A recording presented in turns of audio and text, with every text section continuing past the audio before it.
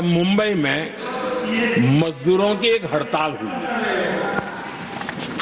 उसमें मशहूर गीतकार मजरूह सुल्तानपुरी जी ने एक गीत गाया था, कॉमनवेल्थ का दास है। ये कविता उन्होंने गाई थी।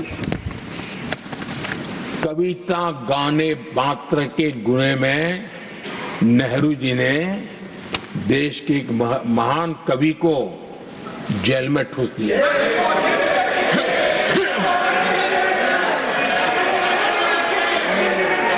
मशहूर एक्टर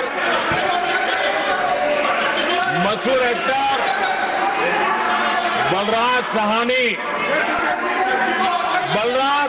जी सिर्फ एक जुलूस में शामिल हुए थे, आंदोलन करने वालों के जुलूस में शामिल हुए थे, इसलिए बलराज साहनी जी को जेल में बंद कर दिया गया।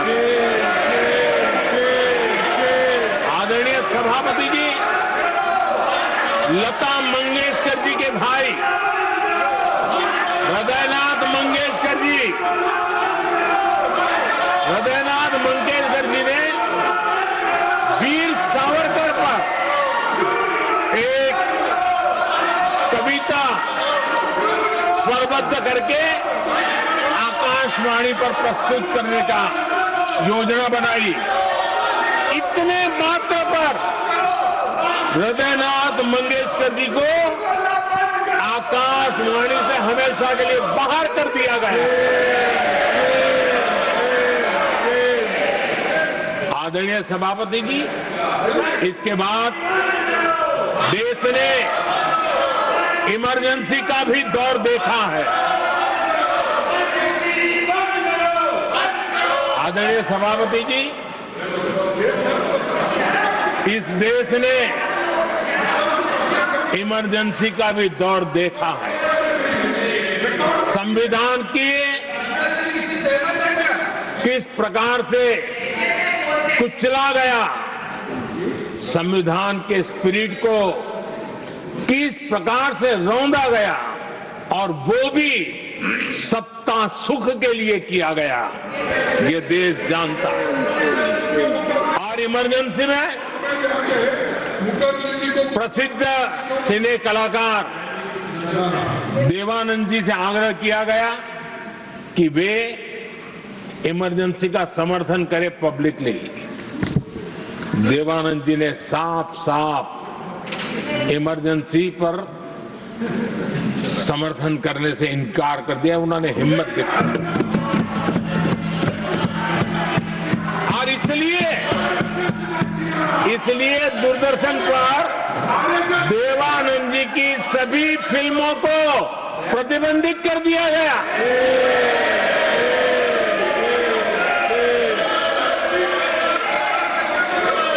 आदरणीय सभापति जी, ये संविधान की बातें करने वाले लोग, उन्होंने सालों से संविधान को अपने जेब में रखा है, उसी का एक परिणाम है।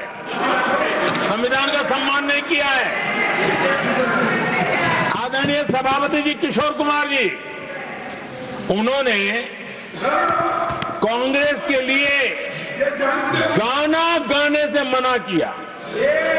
इस एक गुनाह के लिए आकाशवाणी पर किशोर कुमार के सभी गानों को प्रतिबंधित कर दिया गया।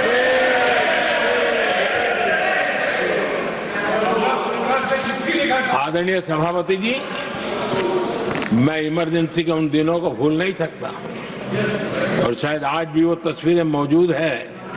ये जो लोकतंत्र की बातें करते हैं, मानव गरिमा की बातें करते हैं, और बड़े बड़े भाषण देने के लिए शौकीन लोग हैं, आपातकाल में जॉर्ज फर्नांडिस समेत देश के महानुभावों को हथकड़ियां पहनाई गई थी, जंजीरों से बांधा गया था। संसद के सदस्य, देश के गणमान्य नेता, उनको हथकड़ियां और जंजीरों से बांधा गया था। इनके मुंह में संविधान शब्द शोभा नहीं देता है।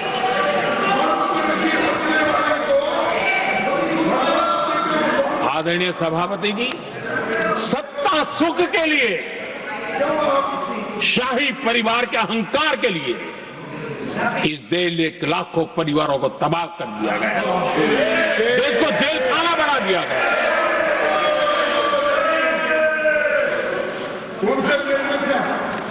बहुत लंबा संघर्ष चला। ये अपने आप को बहुत बड़ा 30 बार खा मारने वालों को जनता जनार्दन की ताकत को स्वीकार करना पड़ा, घुटने टेकने पड़े और देश में जनता जनार्दन के सामर्थ्य से इमरजेंसी हटी। ये भारत के लोगों की रगों में जो लोकतंत्र है ना, उसी का परिणाम था।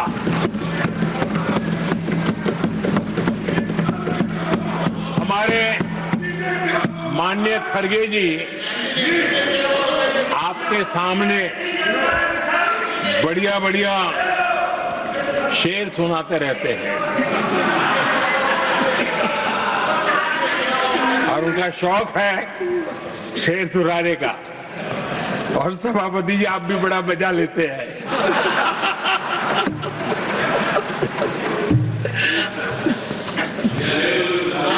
एक शेर मैंने भी कहीं पढ़ा था,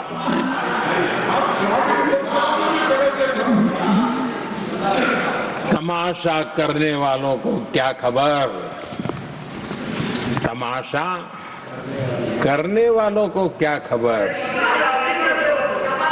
हमने कितने तूफानों को पार कर दिया जलाया है, हमने कितने तूफानों को पार कर दिया जलाया है।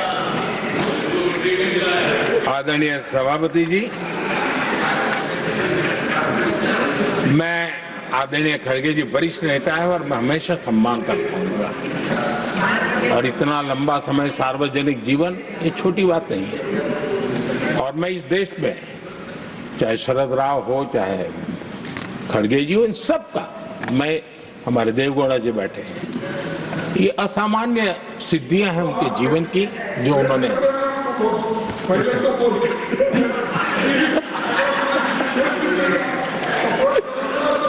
ऐसा है। खड़गे जी, आपको आपके घर में तो ये बातें सुनने को नहीं मिलेगी, मैं ही बता दूंगा।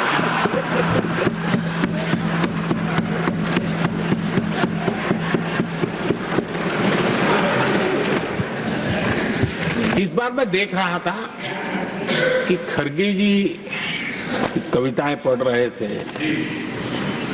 लेकिन जो बातें बता रहे थे, और आपने बड़ा सही पकड़ा था कि जरा बताओ तो सही भी ये कविता है कब की है? उनको पता था, सभापति जी उनको पता था ये कविता कब की है। भीतर कांग्रेस की दुर्दशा का इतना दर्द पड़ा था, लेकिन वहां हालत यह है कि बोल नहीं सकते, तो उन्होंने सोचा ये अच्छा मंच है, यही बोल दें, और इसलिए उन्होंने नीरज की कविता के माध्यम से उनके घर के हालात यहां प्रस्तुत किए हैं। आदरणीय सभापति जी, जो आज के लिए सही है, खड़गे जी को मैं आज वही कवि नीरज जी की कुछ पंक्तियां सुनाना चाहता हूं।